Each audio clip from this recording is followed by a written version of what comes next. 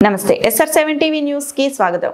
శ్రీ శ్రీ శ్రీ భద్రకాళి సమేత వీరభద్రస్వామి దేవాలయాన్ని రాష్ట్రంలోనే అత్యంత పవిత్రమైన పుణ్యక్షేత్రంగా అభివృద్ధి చేస్తా ఆలయ కార్యనిర్వహణ అధికారి డివి రమణారెడ్డి. అన్నమయ్య జిల్లా రాయచోటి కార్తీక మాసాన్ని పురస్కరించుకొని శ్రీ శ్రీ శ్రీ భద్రకాళి సమేత వీరభద్రస్వామి దర్శనానికి సోమవారం రోజున భక్తులు వేల సంఖ్యలో రావడం జరిగింది. ఈ సందర్భంగా భక్తులను ఉద్దేశించి ఆలయ కార్యనిర్వహణ అధికారి డివి రమణారెడ్డి మాట్లాడుతూ కార్తీక మాసం ప్రారంభమైన సందర్భంగా భక్తుల స్వామివారి దర్శనానికి అత్యధిక సంఖ్యలో రావడం జరుగుతుందని, మన రాష్ట్రం నుంచే కాకుండా కర్ణాటక రాష్ట్రం నుంచి భక్తులు ఎక్కువగా రావడం జరుగుతుందని, కావున భక్తులకు ఎలాంటి అసౌకర్యం కలగకుండా అన్ని సౌకర్యాలు కల్పించామని తెలియజేశారు. కార్తీక మాసం యొక్క విశిష్టత గురించి ఆలయ ప్రధాన అర్చకులు యోగిస్వామి తెలియజేస్తూ, కార్తీక మాసం అత్యంత పవిత్రతతో కూడుకున్నటువంటి మాసమని, కార్తీక మాసం శివునికి అత్యంత ప్రీతిపాత్రమైనటువంటిదని, కార్తీక మాసంలో ప్రజలు దీపాలు ఎక్కువగా వెలిగించి పూజలు నిర్వహిస్తుంటారని, ప్రతి సోమవారం శివునికి విశేషించి అభిషేకాలు, రుద్రాభిషేకాలు, ఏకాభి రుద్రాభిషేకము ఎక్కువగా చేస్తుంటారని, ఈ మాసంలో వచ్చే పౌర్ణమి రోజున దేవాలయాల దగ్గర ఆకాశ దీపాన్ని వెలిగించి త్రయంబక రుద్రుని ఆవాహన చేసి నమస్కరించుకుంటే ఆయురారోగ్యాలతో వర్ధిల్లుతారని, కార్తీక మాసంకు సమానమైన మాసం లేదని, కేశవుడితో సమానమైన దేవుడు లేడని, వేదంలో సమానమైన శాస్త్రము లేదని, గంగతో సమానమైన తీర్థము లేదని, పరమ పావనమైన కార్తీక మాసం శివకేశవులకు ప్రీతికరమైన మాసమని, జన్మజన్మల పాపాలను పటాపంచులు చేసి మానవుడికి మోక్షం కలిగించే మాసంగా ప్రసిద్ధి చెందిన కార్తీక మాసంలో చేసే స్నాన, పూజ, జపాదులు, దానం, దీపదానం, వనభోజనాలు వంటివి విశేషమని తెలియజేశారు.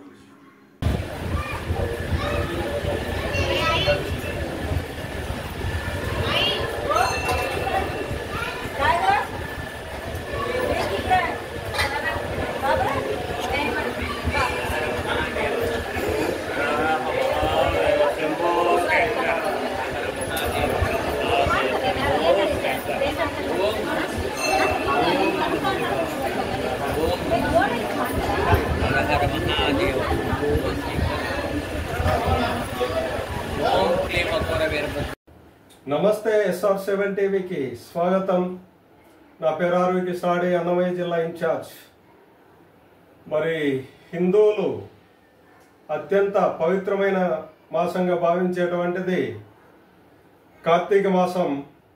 ఎంతో పవిత్రమైనదిగా మరి ఈ మాసం అంతా కూడా ఎంతో నియమాలతో వారి యొక్క భక్తిని చాటుకోవడం జరుగుతూ ఉంటుంది. ఈ కార్తీక మాసం సందర్భంగా మన అన్నమయ్య జిల్లా రాయచోటిలో మరి శ్రీ శ్రీ శ్రీ వీరభద్ర స్వామి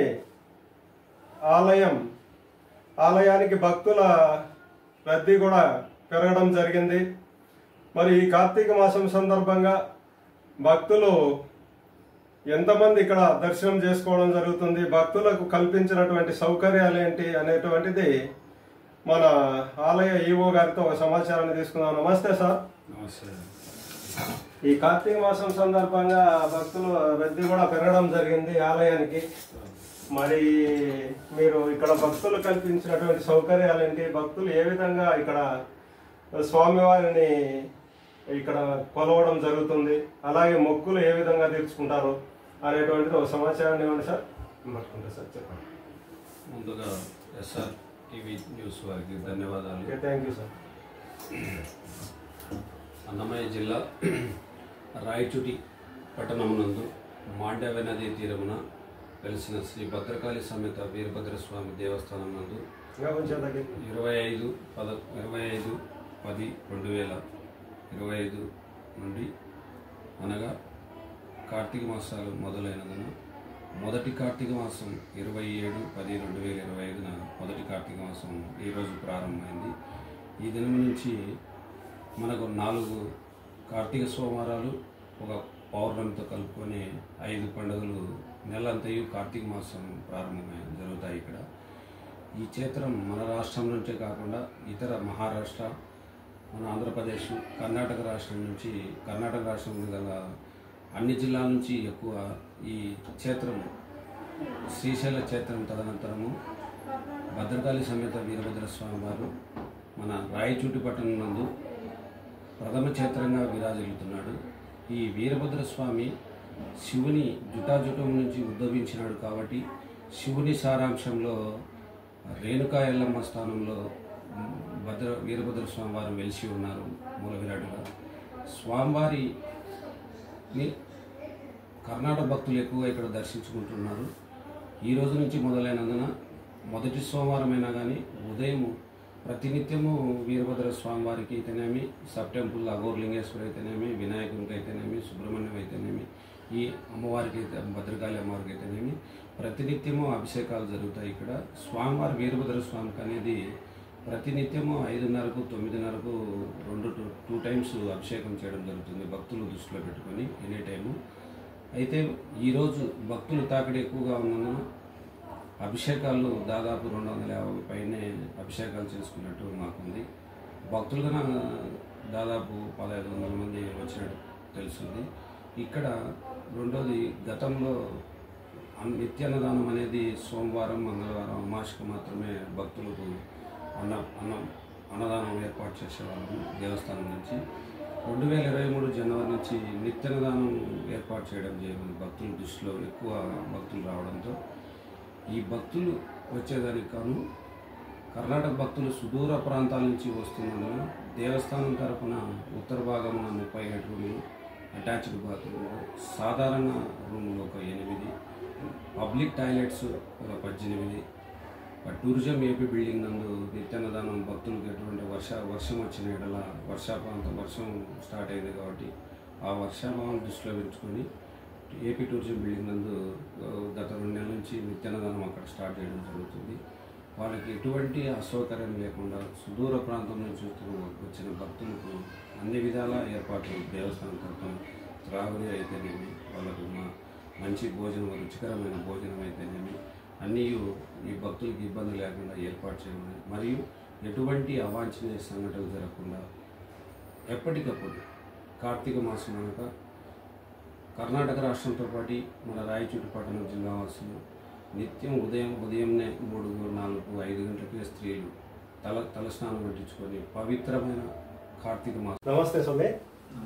మరి దక్షిణ కాశీగా పేరు పొందినటువంటి రాయచోటి వీరభద్ర స్వామి ఆలయానికి ఈ కార్తీక మాసం సందర్భంగా భక్తుల యొక్క రద్దీ కానీ భక్తుల విశేషంగా పూజలు చేయడం ఇక్కడ ఎక్కువగా జరుగుతున్నది. మరి ఈ కార్తీక మాసం యొక్క విశిష్టత ఏంటి? పరమేశ్వరుడికి కూడా ప్రీతిపాత్రమైనటువంటిది అంటారు ఈ మాసం. ఈ మాసంలో మరి భక్తులను శివుడు ఏ విధంగా అనుగ్రహిస్తారు, మరి ఈ మాసం యొక్క పవిత్రత ఏంటి అనేది ఒక సమాచారాన్ని ఇవ్వండి. ఓం నమో వీరభద్రాయ. అన్నమయ్య జిల్లా రాయచోట్లో పిలిచినటువంటి భద్రకాళి సమేత వీరభద్ర స్వామి ఆలయం చాలా పురాతనమైనది, చాలా విశేషమైనటువంటి ఆలయం. ఈ ఆలయంలో కార్తీక మాసాన్ని పురస్కరించి అనేకమైనటువంటి వివిధ కార్యక్రమాలన్నీ కూడా జరుగుతూ ఉంటాయి. కార్తీక మాసము అనేటువంటిది చాలా విశేషమైనటువంటి మాసం. దీనికి ఒక పురాణ ప్రాశస్త్యం కూడా ఉంది. కార్తీక పురాణం అనే పేరిట ఉపపురాణంగా మనకు లభ్యమవుతున్నది. దాన్ని పారాయణం కూడా చేస్తూ ఉంటారు ఈ నెలంతా కూడా. ఆ కార్తీక పురాణంలో చాలా విశేషించి కార్తీక మాసం గురించి చెప్పబడింది. అందులో ఈ కార్తీక మాసం అంతా కూడా మనకు ప్రధానంగా దీపారాధన అనేటువంటిది చాలా విశేషించి చేస్తుంటారు జనులందరూ కూడా. అంటే దీనికి ప్రకృతితో కూడా సంబంధం ఉందని చెప్పేసి మన పెద్దలు కూడా ముందు నుంచి దీన్ని ఏర్పాటు చేసుకున్నారు ఋషులందరూ కూడా. ఎందుకంటే వాతావరణం కూడా చల్లగా ఉంటుంది, వర్షాలు పడుతూ ఉంటాయి, మబ్బు ఆవరించి ఉంటుంది. ఈ యొక్క నేతి దీపాలను వెలిగించడం వల్ల గాలిలో అంతా కూడా ప్రాణవాయువు అంతా మళ్ళీ నిండుకొని జబ్బులు రాకుండా, అనారోగ్యం పాలు కాకుండా ఆరోగ్యాన్ని కూడా ఇస్తుంది అనేటువంటి ఉద్దేశంతో అటు ఆధ్యాత్మికంగాను ఇటు భౌతికంగాను రెండూ కూడా లబ్ధి చేకూర్చే విధంగా మనకు ఋషులు ఈ యొక్క విధానాలన్నీ కూడా ఏర్పాటు చేశారు. అందులో కార్తీక మాసం చాలా విశేషించి దీనికి చెప్తారు. కార్తీక మాసంలో శివకేశవుని ఇద్దరిని కూడా చాలా విశేషించి అర్చిస్తుంటారు. అందులో ప్రధానంగా శివుణ్ణి ఎక్కువగా అర్చిస్తుంటారు కార్తీక మాసంలో. అందుకని కార్తీక మాసాల్లో స్నానాలు కానీ కార్తీక స్నానాలను చేస్తూ ఉంటారు ఉదయం పూట. ప్రతి సోమవారం కూడా కార్తీక సోమవారంలో శివుణ్ణి విశేషించి అభిషేకాలు, రుద్రాభిషేకాలు, ఏకాదశి రుద్రాభిషేకం అని విశేషించి చేస్తూ ఉంటారు. ఇలా ఈ కార్తీక మాసంలో ప్రధానంగా మనకు పౌర్ణమి రోజు ఏదైతే ఉందో ఆ రోజు ఆకాశ దీపాన్ని వెలిగిస్తారు దేవాలయాల ముందు అందరూ కూడా. అంటారు. అందులోనూ ఆ రోజు పౌర్ణమి రోజు వెలిగించేటటువంటి దీపంలో త్రయంబక రుద్రుని ఆవాహన చేసి నమస్కరించుకుంటే ఆయురారోగ్యాలతో వర్ధిల్లుతారని, అందులోనూ విశేషించి జ్వాలాతోరణం అనేటువంటిది ఒక కార్యక్రమాన్ని నిర్వహిస్తారు, అన్ని చోట్ల కూడా చేస్తూ ఉంటారు. ఈ జ్వాలాతోరణంలో ఎప్పుడైతే మనము ఆ పరమేశ్వరునితో సహా ప్రవేశం చేస్తామో, ఆ తోరణం నుంచి దాటుకుంటామో, ఇది నరకం యొక్క ద్వారం ఎలా ఉంటుందో ఆ విధంగా జ్వాలతో నిండి ఉంటుంది.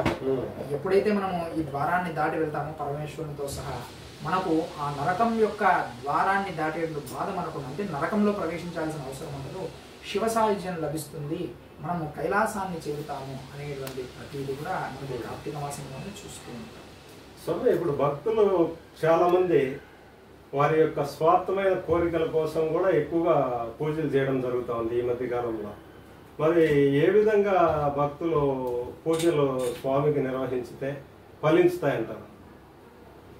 స్వార్థం అంటే ఇది ఎలా చూడాలంటే, భగవద్గీతలో కృష్ణుడే చెప్తారు, అర్థార్థి, జిజ్ఞాసు, జ్ఞాని వీళ్ళందరూ నా భక్తులే అంటారు. అంటే అర్థార్థి అంటే అతను ఏదో కోరికతో వచ్చి దైవాన్ని ప్రార్థిస్తాడు. జిజ్ఞాసు అంటే తను నేను ఏదో వైరాగ్యం గురించో ఇంకోటి ప్రశ్న ఉంటుంది, వేదాంతం దాని తెలుసుకోవాలని ఒక జిజ్ఞాస ఉంటుంది, అతను నా భక్తుడే అంటాడు. ఇవన్నీ తెలుసుకొని పరిపూర్ణ జ్ఞాని అయినటువంటి